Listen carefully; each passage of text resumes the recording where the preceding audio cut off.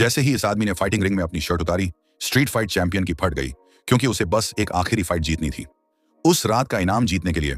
लेकिन जैसे ही उसने सामने अपोनेंट को देखा, वो तुरंत पीछे हट गया, क्योंकि उसका सामना जैक से था, जो उस वक्त का वर्ल्ड मेडल वेट चैंपियन था। लेकिन एक मैच में जैक ने गुस्से में अपना कंट्रोल खो दिया था। जीतने के बाद भी उसने अपने ओपोनेंट को तब तक पीटा जब तक उसकी जान नहीं चली गई।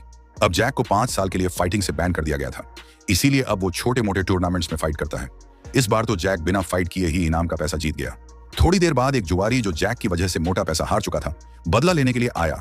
चुपके से उसने जैक के पेट में छुरा घोंप दिया, लेकिन जैक ऐसे खड़ा था जैसे कुछ हुआ ही ना हो। जुआरी समझ गया, अगर उसने और ज्यादा पंगा लिया तो उसके साथ अच्छा नहीं होगा। वो डर के मारे भाग गया। जैक ने गाड़ी की डिक्की से टेप निकाला और खुद ही अपने जख्म पर पट्टी करने लगा। तभी एक औरत आई जिसका नाम मॉर्गन था। उसने बताया कि उसकी दारू की दुकान पर कुछ गुंडे रोज आकर परेशान करते हैं और वह जैक को सिक्योरिटी गार्ड की नौकरी देना चाहती है। $2000 महीने की सैलरी भी मिलेगी। जैक ने जख्म पट्टी करते हुए बोला, मुझे इस नौकरी में कोई इंटरेस्ट नहीं। लेकिन मॉर्गन उससे बहुत इंप्रेस हो चुकी थी। उसने अपना विजिटिंग कार्ड जैक को दे दिया ताकि जैक दोबारा सोच सके। उसी रात जैक रेलवे ट्रैक के पास बैठा था और जिंदगी के बारे में सोच रहा था। तभी उसने अचानक फैसला किया, अब सब कुछ बदलना पड़ेगा।